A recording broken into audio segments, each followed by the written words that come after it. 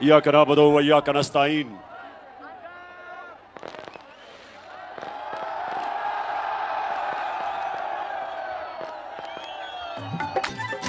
जी टेक्सला,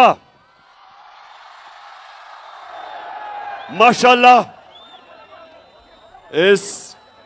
मैं आपके पहले तो शानदार इस्तकबाल का शुक्रिया अदा करना चाहता हूं, लेकिन उसके अलावा मैं जो आपके अंदर शऊर देख रहा हूं उसका सलाम करना चाहता हूं आपको। और आज मैं अपनी बहनों को खास तौर पे खुशामदीद कहता हूं। कभी मैंने इतनी तादाद में टेक्सला में इतनी तादाद में ख्वातीन नहीं देखी, और ये बड़ा अच्छा, हमारी आजादी की तारीख में ये एक बड़ी खुशाइन चीज है। अच्छा, मैं सरवर खान, सबसे पहले मैं आज आपके टेक्सला के कौम के सामने, सरवर खान, आप मेरे साथ हर मुश्किल वक्त पे खड़े रहे हैं। धरने में आप खड़े रहे, और जब लोगों के ज़मीर का सौदा हो रहा था, लोटे बनाए जा रहे थे, सरवर खान आप मेरे साथ खड़े रहे। और मैं आज आपके हलके के अंदर सबको बताना चाहता हूं कि इस तरह के इस मुल्क को सियासतदान चाहिए जिनके ज़मीर की कोई कीमत नहीं होती। अच्छा टेक्सला, मैं सबसे पहले तो मैं जरा आज इस अमरीकी इंपोर्टेड उनके गुलामों की हुकूमत को एक मैसेज पहुंचाना चाहता हूं। ये दूसरी दफा मेरे घर पुलिस भेजी है, बल्कि तीसरी दफा।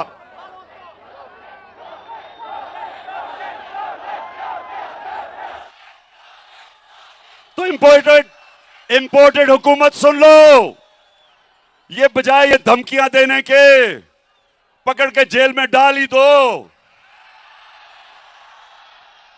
और मैं ये आज आपको अपनी सारी कौम को गवाह बना के इस इंपोर्टेड हुकूमत को एक पैगाम देना चाहता हूं कि इस मुल्क में जो हकीकी आजादी की तहरीक चल पड़ी है, तुम जितने मर्जी लोगों को जेलों में डालोगे, तुम्हारे पास इतने जेल नहीं। कौम तैयार है, मैं भी तैयार हूं जेलों के लिए, मेरी कौम भी तैयार है। ना हमें तुम्हारे जेलों से कोई खौफ है, ना तुम्हारी नामालूम टेलीफोन की धमकियों से कोई खौफ है, और ना ये जो हर दूसरे दिन हमें डराने की कोशिश की जाती है। सब सुन लो, पाकिस्तानी कौम ने खौफ का बुत तोड़ दिया है। ला इलाहा इल्लल्लाह मेरी कौम के दिलों में चला गया। जिसके दिल में ला इलाहा इल्लल्लाह चला जाए, जिसका ईमान ला इलाहा इल्लल्लाह पे खड़ा हो जाए, वो किसी के सामने सिवाय अल्लाह के झुकता नहीं है।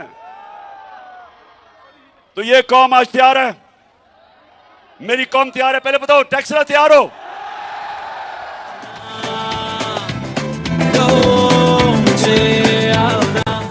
कौम भी तैयार है, और उससे ज्यादा कौम का कप्तान भी तैयार है।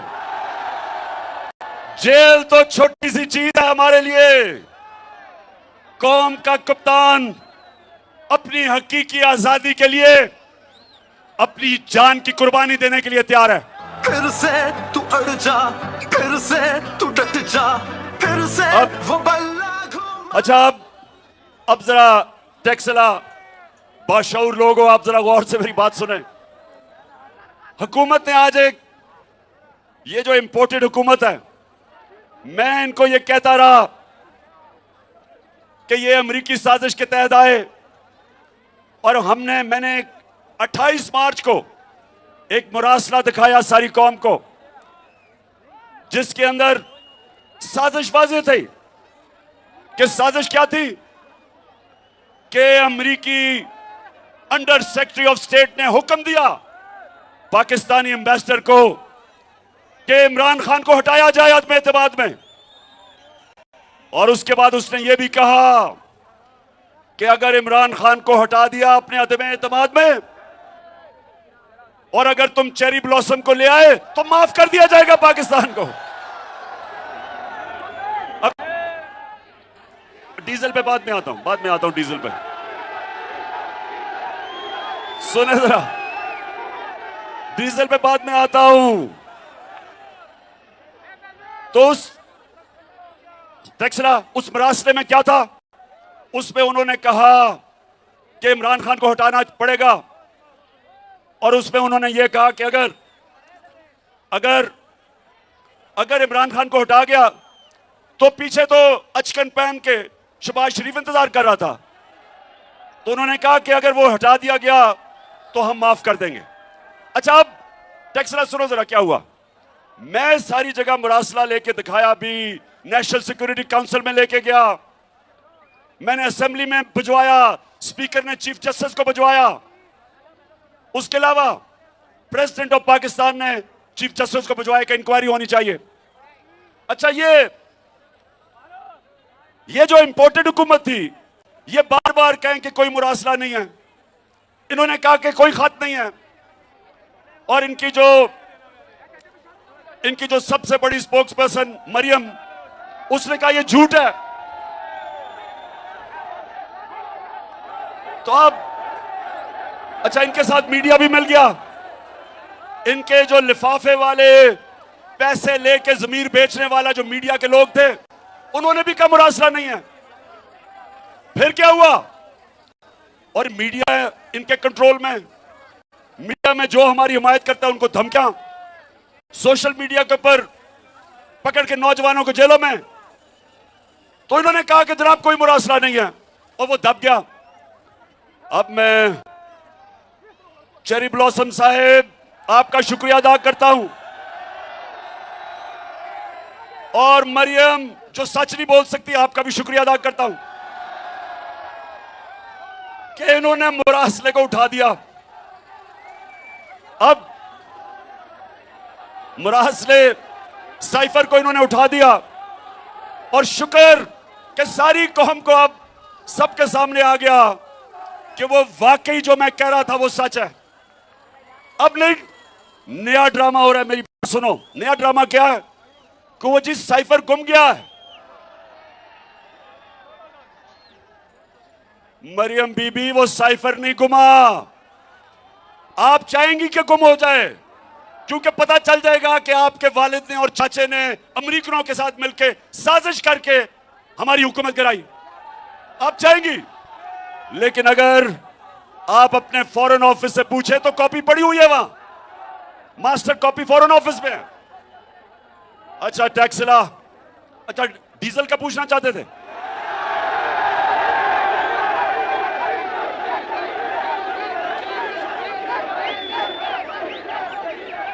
डीजल का अब ये हुआ क्या है? हमारी हुकूमत कराई गई, नौजवानों पता है इन्होंने किस वजह से कहा कि जनाब इमरान खान की हुकूमत को जाना चाहिए? क्या वजह थी? महंगाई। इन्होंने कहा इमरान खान ने महंगाई कर दी, और वो कंपे टांगने वाला, उसने महंगाई मार्च कर दी। वो महंगाई मार्च बेचारे सिंध के गरीब लोगों के पैसे के ऊपर उसने करोड़ों रुपया खर्च करके इस्लामाबाद पहुंच गया महंगाई मार्च पे। लेकिन लोगों को सिर्फ याद आया, एक नया लफ्ज उसने निकाला, कंपे टांग रही है। तो इन्होंने महंगाई, कि जी महंगाई कर दी इमरान खान ने। तो अब टैक्सला 5 महीने के अंदर इस मुल्क में 50 साल के बाद सबसे ज्यादा महंगाई हुई है। जिन जिन के घरों में बिजली के बिल आए हैं, बिजली दुगनी से भी बढ़ गई है। गैस सर्दियों में 250% बढ़ने वाली है। आटा जो 55 किलो का 55 रुपए का 1 किलो था। 55 रुपए किलो आटा हमारे दौर में आज 100 रुपए से ऊपर निकल गया। हमारे जमाने में आलमी मंडी में तेल हमारे जमाने में $100 से $115 पे था, और हमारे जमाने में पेट्रोल की कीमत 150 रुपए लीटर थी, और फजलुर रहमान की कीमत 145 रुपए लीटर थी।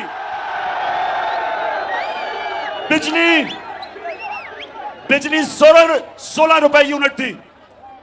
आज बिजली पहुंच गई है 36 रुपए यूनिट, और टैक्स लगा के 50 रुपए से ऊपर चली गई है। आज टैक्सला आज पेट्रोल चला गया 236 रुपए लीटर, और फजलुर रहमान चला गया 250 रुपए लीटर। आज अवाम के ऊपर वो महंगाई है, तनख्वाहदार तबका आज गुजारा नहीं कर सकता।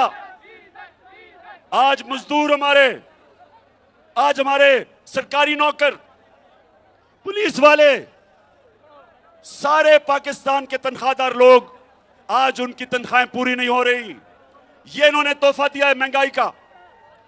और उसके अलावा हमारी माइशत, जो हुकूमत की इकोनॉमिक सर्वे के मुताबिक 17 साल में बेहतरीन ऊपर जा रही थी, आज नीचे तेजी से जा रही है।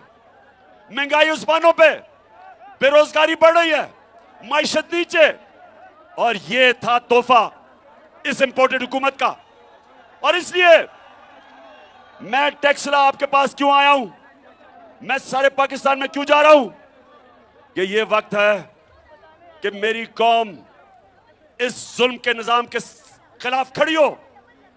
इन लोगों ने सिवाय महंगाई, बेरोजगारी, माइशत की तबाही एक काम किया, अपने करप्शन के केसेस माफ करवा रहे हैं। शहबाज शरीफ 16 अरब रुपए का FIA के चोरी, 8 अरब रुपए TT के केस नैब भी अपनी हो गई, FIA भी अपनी हो गई, और केसेस इनके खत्म हो रहे हैं। वो मरियम मैच फिक्स हुआ, प्रोसिक्यूशन भी अपनी, और अपना केस माफ करवा लिया, कानून बदल दिए।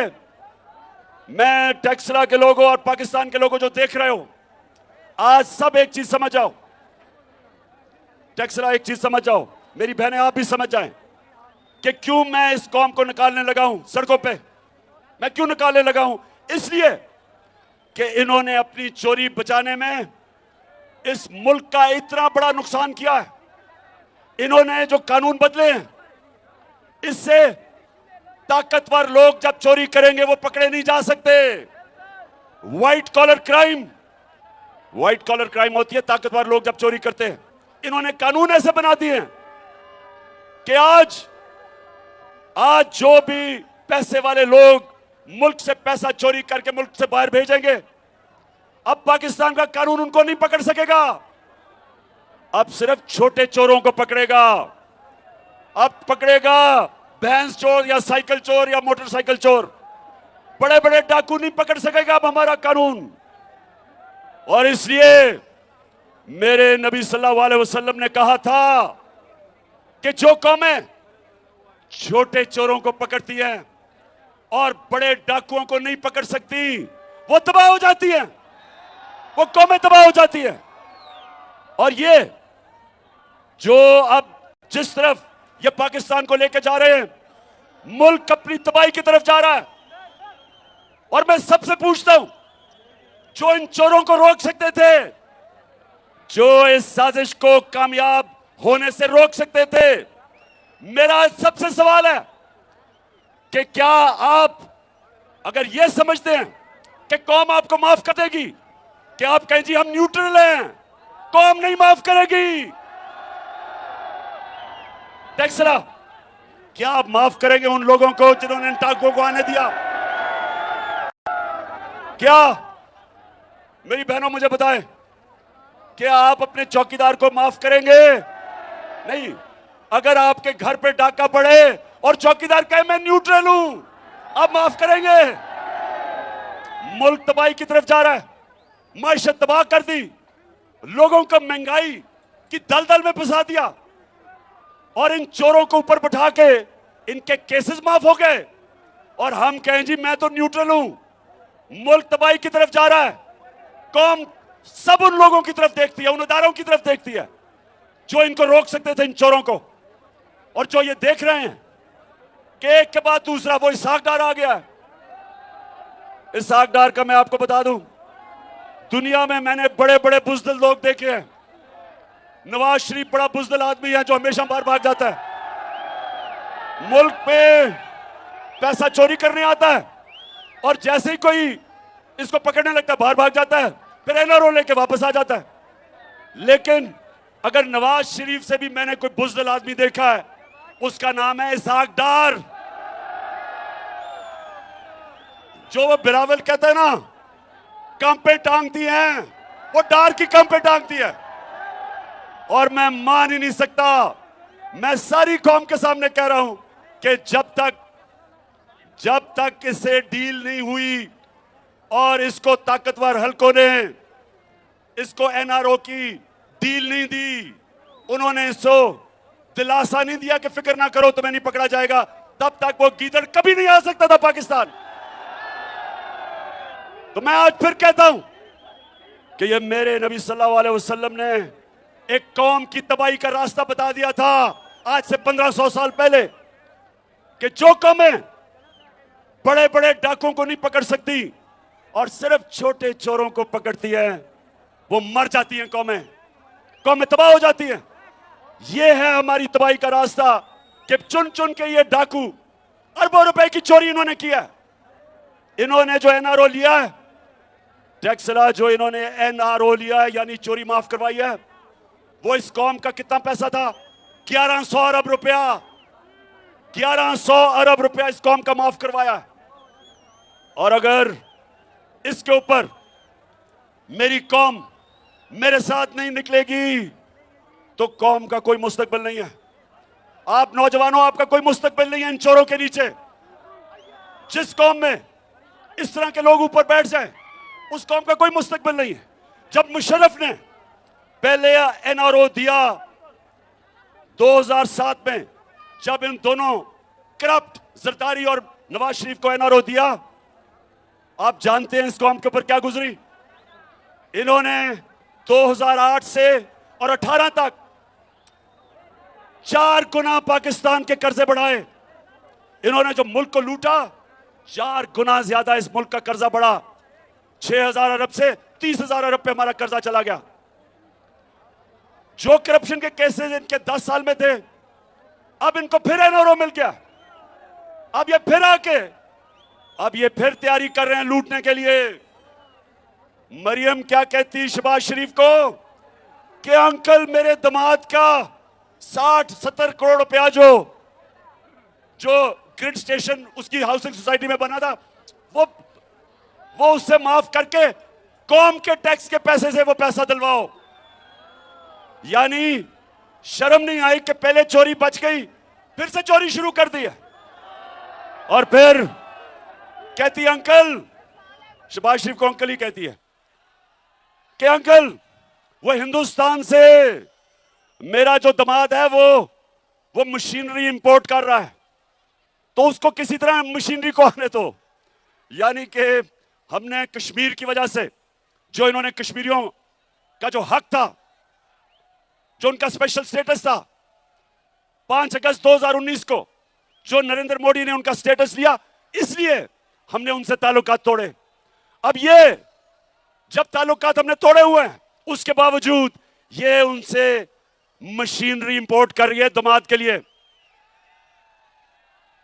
मुझे बताओ टैक्सरा, मुझे बताओ कि क्या हम कश्मीरियों की कुर्बानी पे सौदा नहीं कर रहे? वो बेचारे जो 30 साल से कुर्बानियां दे रहे हैं, 1 लाख कश्मीरी शहीद हो चुका है।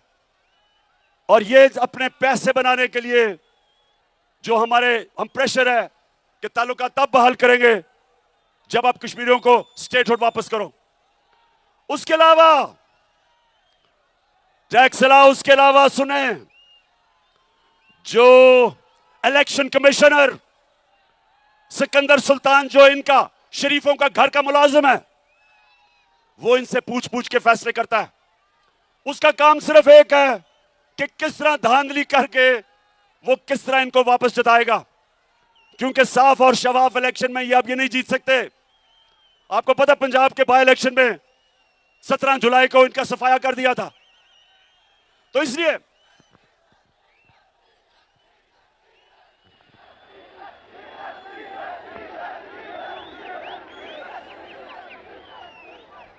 हाँ, तो टैक्सला आप पहले बताओ, तैयार हो आप? तो कर बुलंद इतना कि हर तकदीर से पहले खुदा बंदे से ये पूछे, बता तेरी रजा क्या है। खुदी तो कर बुलंद इतना कि हर तकदीर से पहले खुदा बंदे से ये पूछे, बता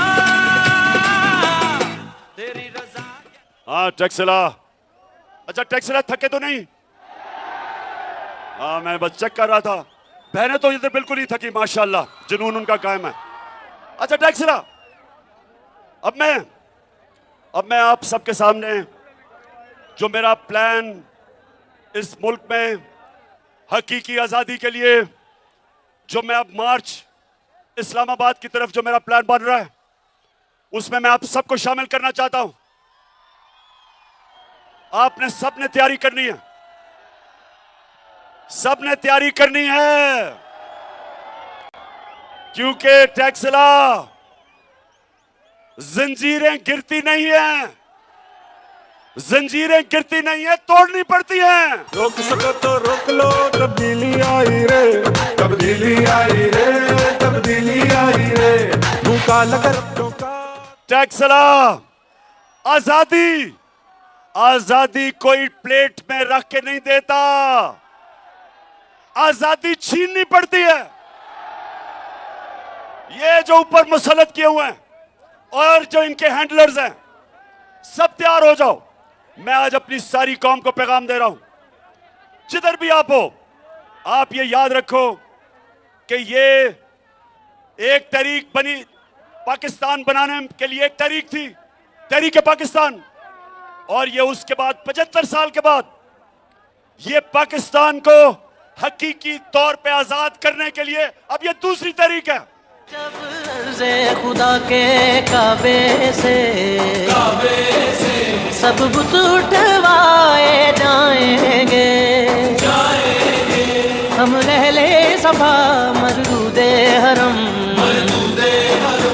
मसनद पे बिठाए जाएंगे, सब ताज उछाले जाएंगे, सब तख्त गिराए जाएंगे, हम देखेंगे, लाजिम है कि हम भी देखेंगे, हम देखेंगे। हमने अपने आप को आजाद करवाने के लिए ये सारे बुत तोड़ने हैं। खौफ का बुत सबसे पहले, और ये जो चोर हमारे पर मुसल्लत किए हैं, इनसे अपने आप को आजाद करने के लिए, हमेशा के लिए, ये हमारा दूसरी मिशन है। और तीसरी चीज, मुल्क में सुन लो टैक्सला, कानून की बालादस्ती कायम करने के लिए, जिसको कहते हैं रूल ऑफ लॉ, इंसाफ लाने के लिए। आज तक क्यों नहीं इंसाफ आया? क्यों नहीं इंसाफ आया आज तक पाकिस्तान में? क्योंकि ताकतवर अपने आप को कानून के नीचे नहीं लाना चाहता, वो अपने आप को कानून से ऊपर रखना चाहता है। मेरे नबी सल्लल्लाहु अलैहि वसल्लम के पास जब लोग आए और उन्होंने कहा कि ऐ नबी, एक कुरैश की लड़की को चोरी करने पर सजा मिल गई है, उन्होंने कहा कुरैश की लड़की को चोरी के ऊपर सजा मिल गई है, तो नबी इसको माफ कर दें। तो मेरे नबी सल्लल्लाहु अलैहि वसल्लम ने कहा कि मेरी अगर बेटी भी होती उसको भी मैं सजा देता, कानून के ऊपर कोई नहीं, यानी रूल ऑफ लॉ। जो कौम, पाकिस्तानियों सुन लो, कौमें जो खुशहाल हैं, कौमें जो तरक्की कर रही हैं, उन सारी कौमों के अंदर कानून की बालादस्ती है। और जो कौमें गरीब हैं, जो कौमें इस वक्त गुर्बत में फंसी हुई हैं, महंगाई में, वो कौमें जिनसे लोग तरसते हैं मुल्क से बाहर नौकरियां लेने जाने के लिए, वो सारी कौमों के अंदर यही है जो आज पाकिस्तान में है। अमीर के लिए एक कानून, वो चोरी करे तो एनआरओ और गरीब चोरी करे तो जेल में। वो सारी कौमों का मसला यह है कि ताकतवर कानून के नीचे नहीं आना चाहता। जो भी मुल्क का ताकतवर है वो अपने आप को कानून से ऊपर समझता है, इंसाफ नहीं आने देता, इंसाफ नहीं होने देता। तो टैक्सला के नौजवानों, इसलिए अल्लाह ने हमारे ऊपर जहाद फर्ज की हुई है। सुन लो टैक्सला, हमारे ऊपर अल्लाह ने जहाद फर्ज क्यों किया है? उसने जहाद क्या है कि जुल्म का मुकाबला करना है, ना इंसाफी का मुकाबला करना है, इसको जहाद कहते हैं। आपने जुल्म के बुत के सामने सर नहीं झुकाना, आपने जालिम से खौफजदा नहीं होना, क्योंकि अगर आप जुल्म के सामने नहीं खड़े होंगे माशरे में जुल्म बढ़ जाएंगे। जब आप जालिम का मुकाबला करते हैं, आप अपने ऊपर से आपको जुल्म से आजाद कर देते हैं। यह हकीकी आजादी की तहरीक दरअसल मेरे मुल्क के मुस्तकबिल की तहरीक है। दरअसल ये मेरे नौजवानों के लिए है, ये मेरे आने वाली नस्लों के लिए है, और इसमें आप सब ने मेरे साथ चलना है।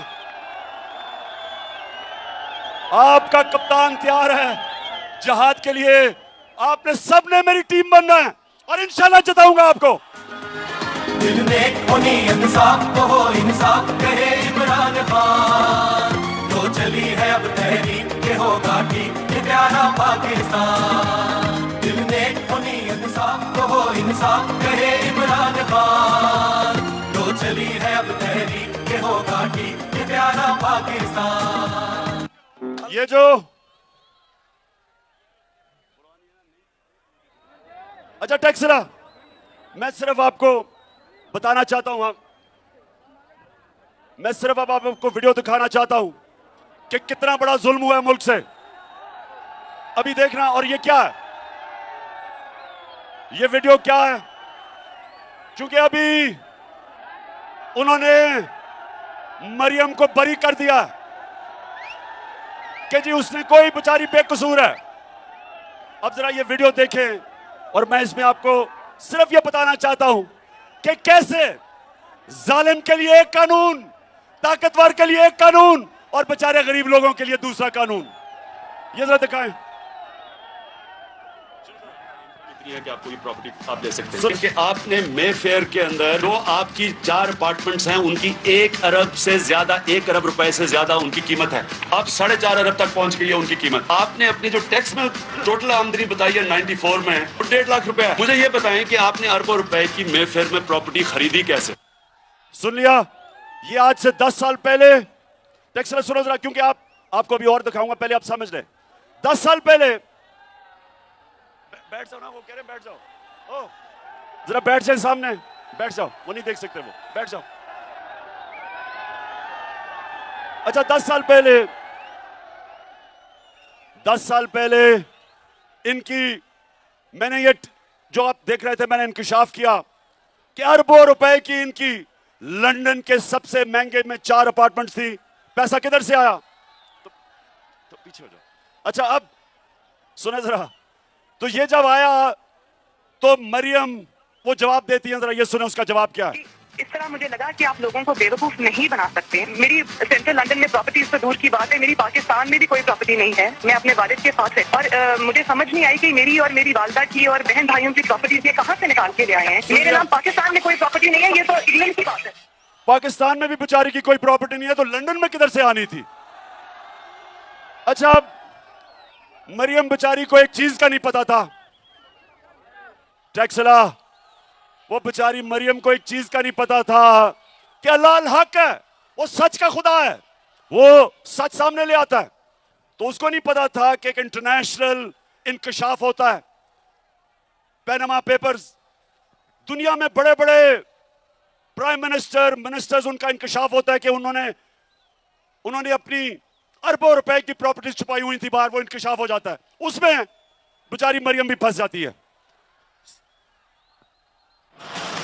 नवाज शरीफ, मरियम नवाज, हसन नवाज और हुसैन नवाज के बैरून मुल्क खुफिया असासों का इंकशाफ। पनामा लीक्स ने बैरून मुल्क खुफिया दौलत का भांडा फोड़। अच्छा, जब ये इंकशाफ हो जाता है तो मरियम के भाई क्या कहते हैं, हुसैन शरीफ, ये सुने। इस बात को तस्लीम करता हूँ कि अल्हम्दुलिल्लाह पाक लेन के ऊपर जो अपार्टमेंट्स हैं वो अल्हम्दुलिल्लाह हमारे हैं। मैं इस बात को तस्लीम करता हूँ कि उनको ऑफशोर कंपनीज नेस्कॉल लिमिटेड और नीलसन लिमिटेड जो है उनको ओन करती हैं, और मैं आपको ये भी अर्ज करता हूँ उनको होल्ड कर रही है इस वक्त मरियम नवाज शरीफ, मेरी हमशीरा जो है। ठीक है जी, ठीक है जी, ठीक है। उसने कहा कि लंदन तो छोड़ो, पाकिस्तान में भी कोई प्रॉपर्टी नहीं है। इंकशाफ होता है 4 साल के बाद, और भाई साहब खुद ही कह देते हैं कि वो 4 महलात मरियम के हैं। अब मुझे यह समझाएं कि अदालत ने इसे कैसे बरी कर दिया। 4 बड़े बड़े महलात हैं। ये देखें, ये लंदन की महंगी जगहों के ऊपर अरबों रुपए का पैसा है, तो अदालत इन्हें कैसे छोड़ देती है। मैं यकीन दिलाता हूं, मैं जरा आपको यकीन दिलाता हूं, अगर कोई कमजोर सा आदमी, कोई मजदूर, कोई बेचारा किसान, कोई छोटा सरकारी नौकर, अगर उसके ये निकलाते बड़े बड़े अपार्टमेंट्स, तो पुलिस ने उसको जेल में डाल के वो छितरौल करना था कि अगर उसके नहीं भी होते उसने कहना था हाँ जी मेरे ही हैं। तो ये मैं कह रहा हूं फर्क है कि ताकतवर और कमजोर में फर्क देखें। ताकतवर साफ वो कह रहे हैं कि 4 हमारे मरियम के अपार्टमेंट है, अदालत उसको छोड़ देती है। अच्छा, अब देखें, जब मरियम से वो लोग पूछते हैं अब इंकशाफ हो गया, ये आपके पास किधर से पैसा आया अपार्टमेंट्स का। अब वो कह तो सकती नहीं थी कि नवाज शरीफ का पैसा है, क्योंकि नवाज शरीफ ने तो अपने टैक्स रिटर्न में बताया नहीं था कि मेरे पास इतना पैसा है, चोरी का पैसा था। तो वो फिर क्या कहती है मरियम, जरा ये सुने। हसन हुसैन के पास आज जो भी है वो एक अरबपति दादा के पोते हैं।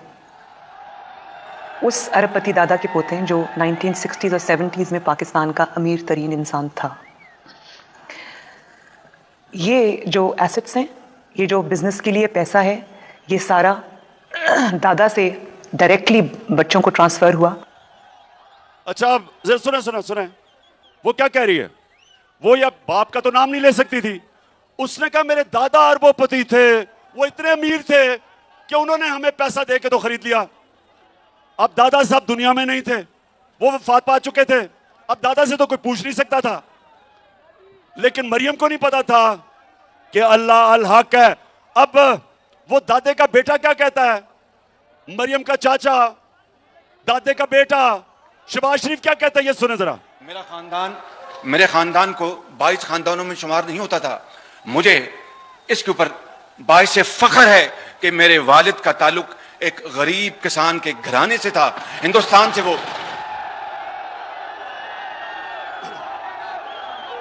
अच्छा, अब टैक्सला, मैं जो आपको समझा रहा हूं आपको समझ आ गई कि पैसा चोरी करो पाकिस्तान से, बड़े बड़े महलात खरीद लो बाहर, उसके बाद डील करो, एनआरओ ले लो, वहां से वापस आ जाओ, अपने केसेस माफ करवा लो, और फिर चोरी के लिए तैयार हो जाओ, फिर लूटो, फिर कौम का खून चूसो, और उसके बाद जब भी इनको खतरा होगा, मैं आपको यकीन दिलाता हूं कि ये सबसे पहले बाहर भागेंगे।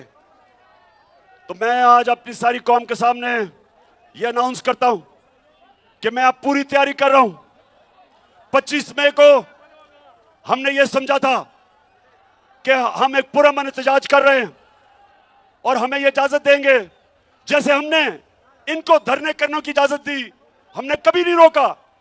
तो हम ये समझ रहे थे, लेकिन हमारा मुकाबला माफिया से है, डाकुओं से है, मुजरिमों से है।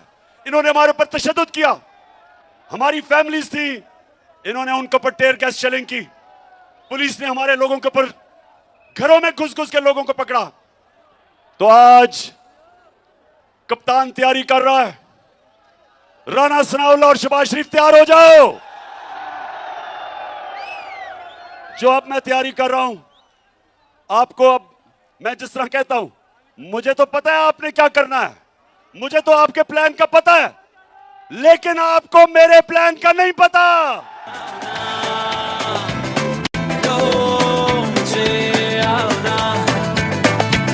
लड़ो मुझे, मेरे दिल में देखो आग, मुझको दिखता अपना ख्वाब, तुमको लगता हूं मैं क्या। हाँ टक्सला, जो अब तैयारी हो रही है, इंशाल्लाह मैं आपके सामने पेशन गोई कर रहा हूं। पहले ये जो मैं तैयारी कर रहा हूं, मैंने सारी अब इनकी सारी जो प्लानिंग है उसके मुताबिक तैयारी कर रहा हूं। वो अभी मैं आपको नहीं बताऊंगा।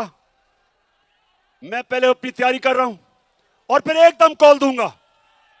आप सबने तैयार होना है, सबने तैयार होना है, और इंशाल्लाह अपने मुल्क को हम हकीकी तौर पे आजाद करेंगे। और तब जब कानून की बालादस्ती कायम होगी, जब कानून की हुक्मरानी होगी, जब अदल और इंसाफ होगा, इंशाल्लाह तब ये पाकिस्तान जो कायदे आजम ने पाकिस्तान का जद्दोजहद की थी और इलामा इकबाल ने ख्वाब देखा था, इंशाल्लाह उस पाकिस्तान की तरफ हमारा तब सफर शुरू होगा जब इस मुल्क में अदल और इंसाफ का निजाम लेके आएंगे, जिसपे जो निजाम मेरे नबी सल्लल्लाहु अलैहि वसल्लम ने मदीना की रियासत में कायम किया था। पहले इंसाफ आता है, फिर खुशहाली आती है। खुशहाली इंसाफ के बगैर नहीं आती। और अगर चोरों को आप मुल्क के ऊपर बैठा दें तो वो मुल्क तबाही की तरफ जाता है। तो इसलिए सबने मेरी कॉल की इंतजार करनी है, ज्यादा देर नहीं है। प्लानिंग पूरी कर रहा हूं और इंशाल्लाह इस बार ये जो मार्च होगी, इंशाल्लाह इस मुल्क को एक अजीम कौम बनाएंगे। वो कौम बनाएंगे जो इंशाल्लाह हर पाकिस्तानी, ये दिन आएगा जब दुनिया में हरा पासपोर्ट लेके जाएगा, लोग उसको इज्जत करेंगे, इज्जत सी नजर से देखेंगे। पाकिस्तान जिंदाबाद।